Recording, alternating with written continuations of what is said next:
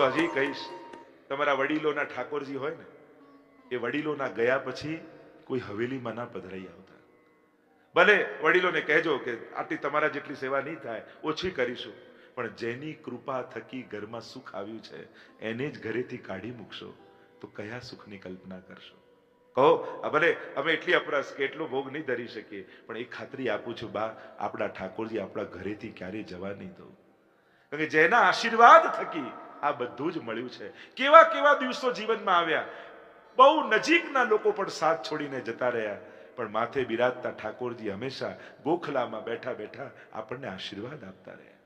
એ આપણા સુખ અને દુઃખના દરેક સંજોગોના સાથી રહ્યા. અને હવે જ્યારે ચારે તરફ સુખ આવ્યું તેમને કાઢવાનો વિચાર મનમાં આવે કે એ શું લઈ લે છે આપણું? એ તો હંમેશા આપતો રહે છે. ઘરે બિરાજતા ઠાકોરજી તમારા માથાનો ભાર નથી, તમારા જીવનની સુરક્ષા છે. અરે બચાવનારો ઘરમાં હોય ને તો જ નિશ્ચિંત રહેવાય, પણ બચાવનારાને જ ઘરેથી કાઢી મૂકશો તો તમારી રક્ષા કરશે કોણ? પ્રભુ આપણી સુરક્ષા છે, ભગવદ નામ આપણી સુરક્ષા છે, આપણા નિત્ય નિયમો આપણી રક્ષા છે, આપણા બંધન નથી. એક યમનાષ્ટક તમે કરો છો, 5 મિનિટ લાગે, પણ 24 કલાક યમનાજી તમારી રક્ષા કરે છે. તમે એક માળા ફેરવો છો શ્રી કૃષ્ણ શરણમ મમાની, 5 મિનિટ કદાચ લાગે, પણ 24 કલાક ભગવાન તમારી રક્ષા કરે છે. પ્રભુનું લીધેલું નામ આપણા 24 કલાકના સુરક્ષાની ગેરંટી છે. અને એટલે જ મંગળામાં દર્શન કરવા જાઓ ત્યારે મંગળાનો સમય એ આશીર્વાદ માંગવાનો સમય, કે પ્રભુ આજે આખો દિવસ તને ગમે એવો કાઢું, એવા આશીર્વાદ આપ. અને શયનનો સમય એ આભાર માનવાનો સમય, કે પ્રભુ મંગળામાં આશીર્વાદ લઈને ગયો તો આખો દિવસ કોઈ એવું કામ ન થયું કે જે તને ન ગમે, એટલે તારો આભાર માનવા માટે આવ્યો છે. શરૂઆત આશીર્વાદથી કરો, વિરામ એના આભારથી કરો, કે તારી ખૂબ કૃપા મારા પર છે. સંજોગો ઘણા એવા આવ્યા, પણ તારી કૃપાથી મારું મન ક્ષણવાર માટે પણ વિચલિત ન થયું. તે મારા મનને સાચવી લીધું, તારા આશીર્વાદ છે. પ્રભુ પાસે એવું માંગો કે પ્રભુ પાપ મનમાંથી જતું નથી, પાપની ઈચ્છાઓ જતી નથી, પણ જ્યારે હું પાપ કરવા માટે પ્રવૃત્ત થઉં ને ત્યારે તું પ્રભુ મારા સંજોગો ફેરવી દેજે, અને એવા ફેરવજે કે હું પાપમાં ક્યારે સફળ ન થઉં, એવા આશીર્વાદ આપ. ઈચ્છાઓ નથી મારી શકતો, પણ તું મને પાપમાં સફળ ન થવા દેતો, એવા મારા વિપરીત સંજોગો બનાવી દેજે. કારણ કે પાપની ઈચ્છાઓ મનમાંથી જતી નથી, નિષ્પાપ મન બનતું નથી, પણ પાપ કરવામાં તું મને સફળ ન થવા દેતો, એવા આશીર્વાદ આપ. અહીંયા પાંડવોનું મન લાગતું નથી. અર્જુને કહ્યું, મોટા ભાઈ મારું કૃષ્ણ વગર મન નથી લાગતું, તમે જો આજ્ઞા આપો તો હું દ્વારિકા જઈ આવું. યુધિષ્ઠિરે કહ્યું, ઠીક છે, જલ્દી પાછો આવજે. અને નક્કી કર્યું, અને યુધિષ્ઠિરને વંદન કરી અને અર્જુન ચાલ્યા છે જવા માટે દ્વારિકા. ઘણા સમય સુધી દ્વારિકામાં અર્જુન રહ્યા. અહીંયા યુધિષ્ઠિરને ચિંતા થાય છે, આટલો સમય ગયો ને હજી અર્જુન પાછો નથી આવ્યો. રોજ પ્રતીક્ષા કરે, ચારે બાજુ અમંગલના એંધાણ દેખાવા લાગે, અમંગલના સંકેતો દે. ઘણી વાર કંઈક ખરાબ થવાનું હોય એટલે માણસને કંઈક અમંગલના સંકેતો લાગે કે હું શું થવાનું છે. અગાસી પર ઉભા રહીને પ્રતીક્ષા કરે છે રોજ કે અર્જુન ક્યારે આવશે. એક દિવસ દૂરથી અર્જુનનો રથ આવતો દેખાયો. ગડગડ ગડગડ ગડગડ તો રથ આવી રહ્યો છે. ધજા અર્જુનની છે, રથ અર્જુનનો છે, અંદર બેસેલો વ્યક્તિ અર્જુન જેવો લાગતો નથી. દોડતા યુધિષ્ઠિર સામે ગયા. અર્જુન નીચે ઉતર્યો. યુધિષ્ઠિર કે અર્જુન તારું તેજ ક્યાં ગયું? કોઈ ભૂખ્યાને મૂકીને ભોજન કરી લીધું છે, કોઈ સ્ત્રીની લાજ નથી બચાવી શક્યો, કોઈ વડીલનું સન્માન નથી સાચવી શક્યો, તારું તેજ કેમ જતું રહ્યું? અને ત્યારે પોક મૂકીને રડતા ચરણોમાં અર્જુન પડી ગયો. અરે અર્જુનનું તેજ તો દ્વારિકાધીશ છે, અને દ્વારિકાધીશ આપણને છોડીને સુધામ પધારી ગયા છે. યાદવા સ્થળી થઈ છે, યાદવો બધો સંહાર થયો છે, અને ભગવાન પણ આપણને છોડીને સુધામ જતા રહ્યા. અને આ સમાચાર તો જ્યાં કુંતાજીને સાંભળ્યા, અને સાંભળતાની સાથે પોક મૂકી રડતા રડતા કુંતાજીએ પ્રાણોના ત્યાગ કરી દીધા. જો ભગવાન આ ભૂમિ પર નથી તો મારે પણ આ ભૂમિનો ત્યાગ કરી દેવો છે. પાંડવો ખિન્ન મનથી રાજ્યમાં બેઠા છે.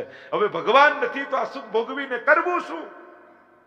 પરીક્ષિતને રાજા બનાવ્યા, રાજ્ય તિલક કર્યું છે, અને 5 પાંડવો દ્રૌપદીને લઈને હિમાલય તરફ પ્રયાણ કર્યું છે. ઈરાવતી સાથે વિવાહ થયા છે પરીક્ષિત મહારાજના. પાંડવોના સંસ્કાર છે, બધું જ ભણાવી દેવાથી માણસને આવતું નથી. ઘણા સંસ્કારો તો લોહીમાં મળતા હોય છે માણસને. અને એ સંસ્કારો અંદરથી સ્ફૂરતા હોય છે. પાંડવોના સંસ્કારો પરીક્ષિતમાં છે. ધર્માનુકૂળ શાસન કરે છે. એકવાર નગરચર્યા કરવા માટે પરીક્ષિત મહારાજ નીકળ્યા અને નગરમાં ફરતા ફરતા મારા પ્રજા સુખી છે કે નહીં એ જોવા માટે નીકળ્યા અને એક દ્રશ્ય જોયું ને બહુ આશ્ચર્ય થયું. એને જોયું એક પગ ઉપર બળદ ઉભો છે. એક શૂદ્ર રાજા એને મારી રહ્યો છે અને બાજુમાં એક ગાય ઊભી છે.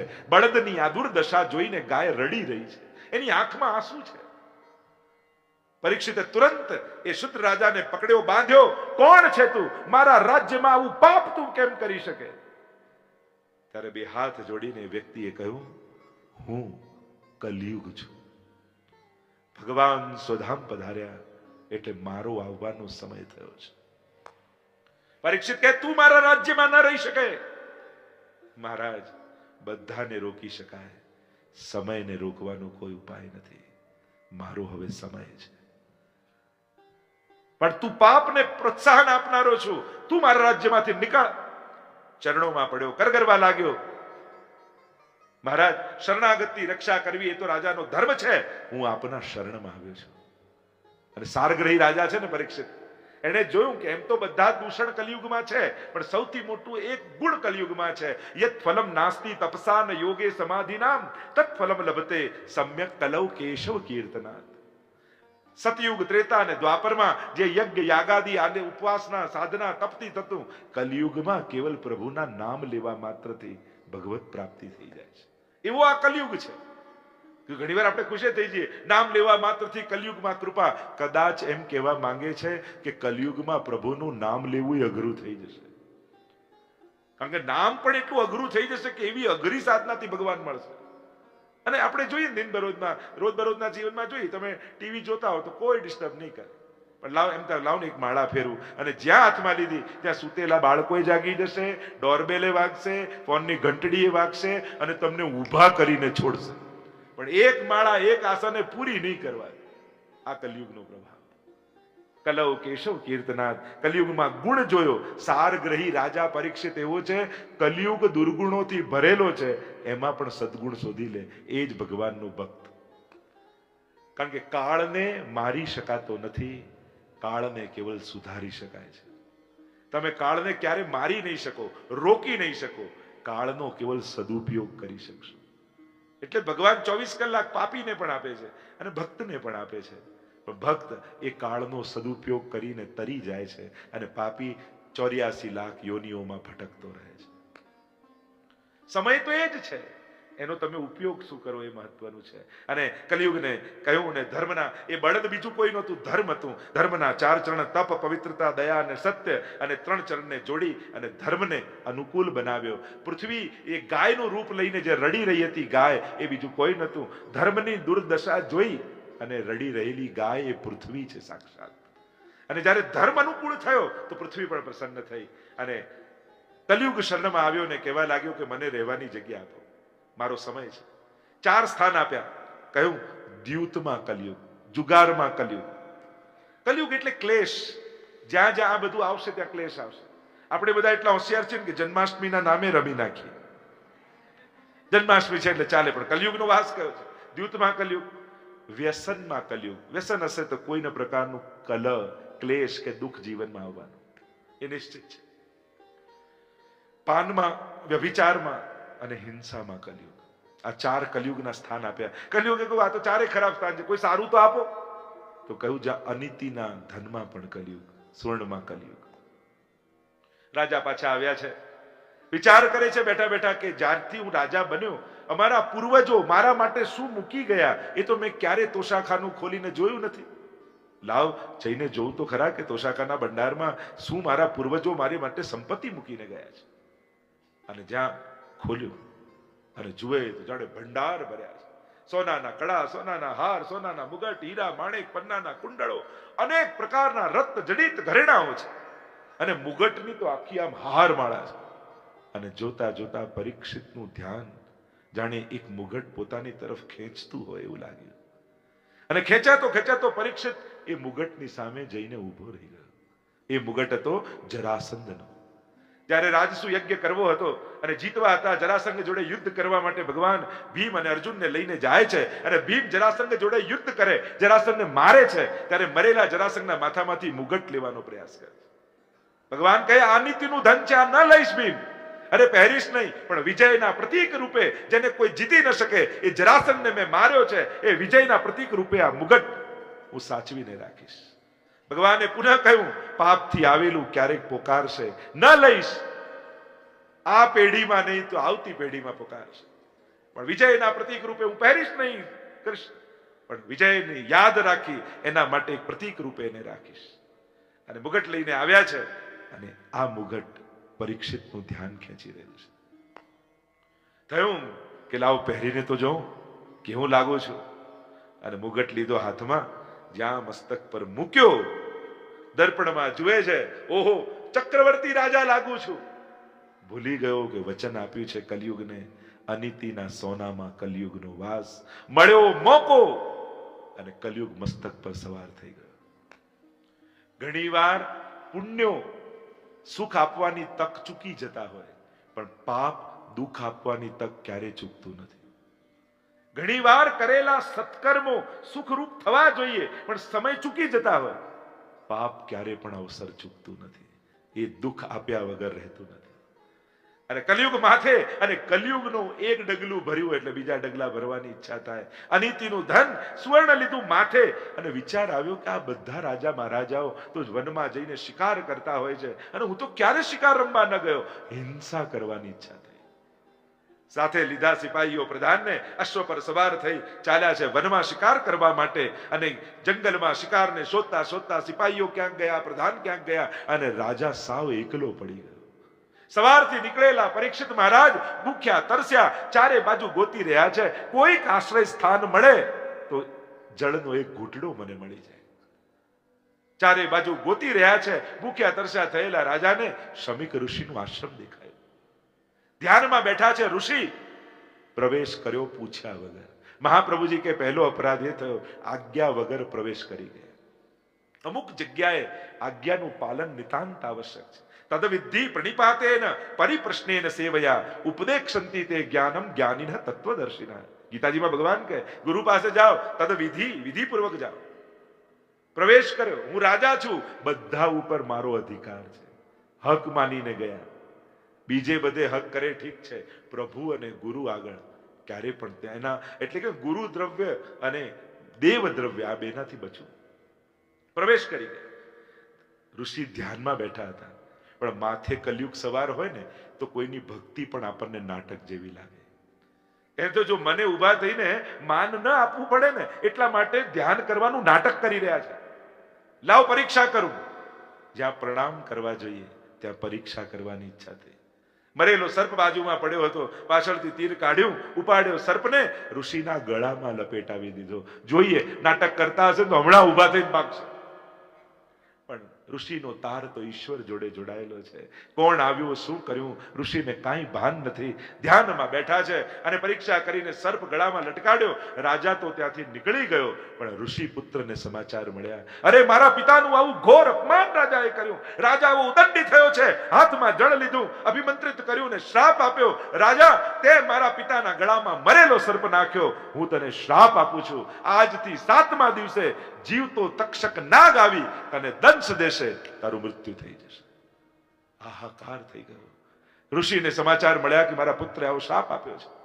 સમજાવ્યા પુત્રને. રાજા તો ધર્મશીલ છે, કલયુગ સવાર હતો એટલે આની બુદ્ધિ આવી થઈ, એનો કોઈ દોષ નથી.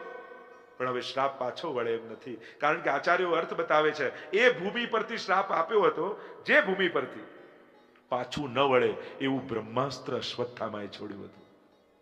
અને બ્રહ્માસ્ત્રનો એવો પ્રભાવ એ ભૂમિ પર હતો કે ત્યાંથી બોલાયેલા શબ્દો પણ પાછા ન વળે. 7 દિવસમાં મૃત્યુ કેમ? તો કે સર્પ ગળામાં નાખ્યો. ગળામાં નાખ્યો એટલે 7 દ્વાર ખુલ્લા રહી ગયા. 2 આંખ, 2 કાન, મુખ, નાસિકા, 7 દ્વાર ખુલ્લા રહી ગયા. એટલે કહ્યું 7મા દિવસે જો માથે સર્પ નાખ્યો હોત તો હમણાં ને હમણાં તક્ષક દંશ દેવ સર્પ શ્રાપ આપ્યો. ઋષિએ કહ્યું જાઓ ઋષિકુમારોને મોકલો, રાજાને સમાચાર આપો કે 7મા દિવસે એનું મૃત્યુ થવાનું છે. આપણે બધા સાંભળીએ એટલે આપણને દુઃખ લાગે, ઓ 7મા દિવસે મૃત્યુ. દુનિયામાં બધાને 7 જ દિવસ છે ને. સોમથી રવિમાં જ બધાએ જવાનું છે. 8મો દિવસ કોઈને મળ્યો નથી. પણ હા, પરીક્ષિતને એટલી ખબર છે કે 7 દિવસ સુધી મને કાંઈ થવાનું નથી. આપણને તો કાલની ખબર નથી. એટલે એના કરતા બિચારા આપણે છે. કથા સાંભળીને લોકો ઓહો બસ 7 દિવસમાં જવાનું. અરે 7 દિવસ સુધી કાંઈ નહીં થાય, એ તો એને ગેરંટી છે. આપણને તો કાલની કોઈ ગેરંટી નથી આપી શકતો. માણસ આજે છે, કાલે રહે કે ન રહે કોને ખબર. આવા ક્ષણ ભંગુર છે આ જીવન. અને એટલા માટે જ કહેવાય કે તકો ગુમાવવી નહીં. જીવનભર સત્કર્મો નથી કરી શકતા, પણ જીવનમાં આવેલા સત્કર્મોની તકોને તો ઝડપતા શીખો.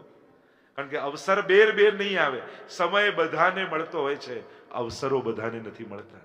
અને જીવનમાં જ્યારે કથાના, સત્સંગના, સત્કર્મના આવા કોઈ પણ અવસર આવે ને તો એને ઝડપી લેજો. ઋષિકુમારોને મોકલ્યા છે, રાજા સિંહાસન પર બિરાજેલા છે અને આવીને સમાચાર આપ્યા છે, મહારાજ આપને ઋષિપુત્રનો શ્રાપ લાગ્યો છે. 7મા દિવસે તક્ષક આવીને દંશ દેશે, તમારું મૃત્યુ થશે. અને એ જ ક્ષણે રાજાએ વિચાર ન કર્યો કે કોઈ પ્રાયશ્ચિત કરવું, પશ્ચાતાપ કરવું, જઈને ક્ષમા માંગવું.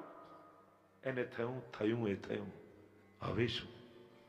કેમ કરીને 7 દિવસને મુક્તિ માટેનો અવસર બનાવી લો. 7 દિવસ મારી પાસે છે, મારે હવે જન્મ મરણના ચક્કરથી છૂટી જવું છે. જીવન માટે ક્ષમા માંગવા સમય નથી બગાડવો. જે મળ્યો એ હરી ઈચ્છા માની હવે મળેલા સમયને તક બનાવીને જન્મ મરણના ચક્કરથી મુક્ત થવું છે. વૈરાગ્ય જાગ્યો, નીકળ્યા. મહેલ છોડીને ગંગાજીના કિનારે આવ્યા છે. કોઈ મહાત્મા મળે તો ચરણોમાં પડે. 7 દિવસમાં ઉદ્ધાર કરો ને. મહાત્માઓ કહે અમે હજારો વર્ષોથી તપ કરીએ, અમારો ઉદ્ધાર નથી થયો તો 7 દિવસમાં તારો કેમ કરાવીએ? જે મળે એના ચરણોમાં પડે. હૃદયમાંથી તાપ નીકળ્યો. કોઈ સદગુરુ મળે તો મારો હાથ જાલીને ઠાકોરજી જાડે હસ્ત મેળાપ કરાવી દે.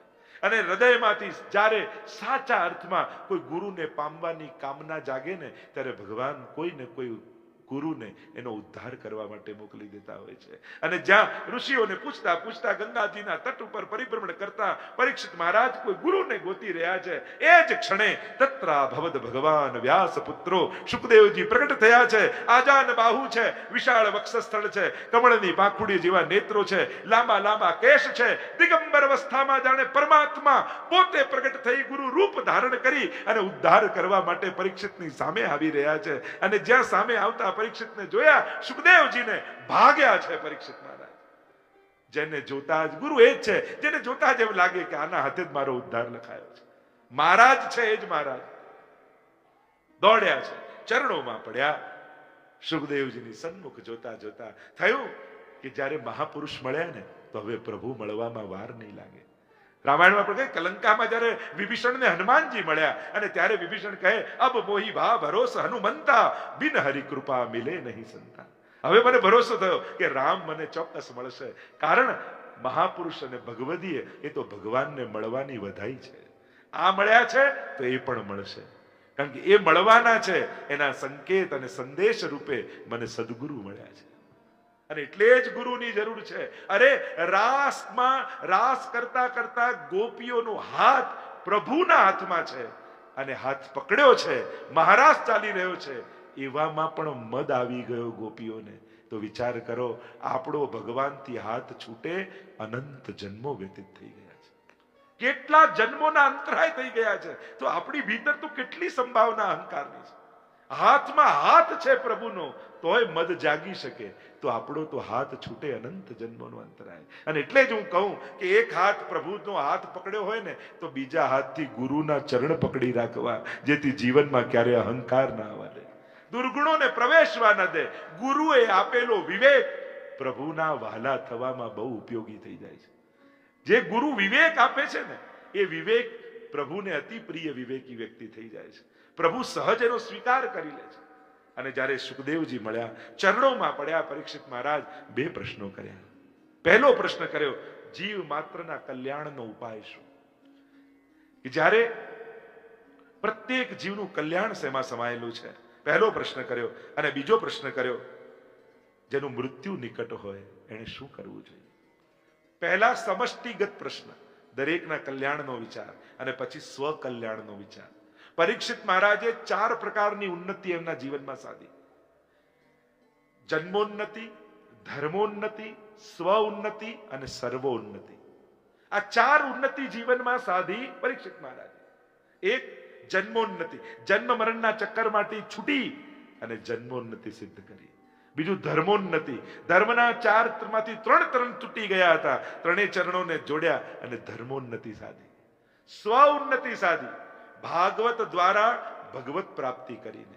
અને સર્વ ઉન્નતિ સાધી, ભાગવત માટે નિમિત્ત થઈ અને આ ભાગવતની કથા જગતને આપવા માટે.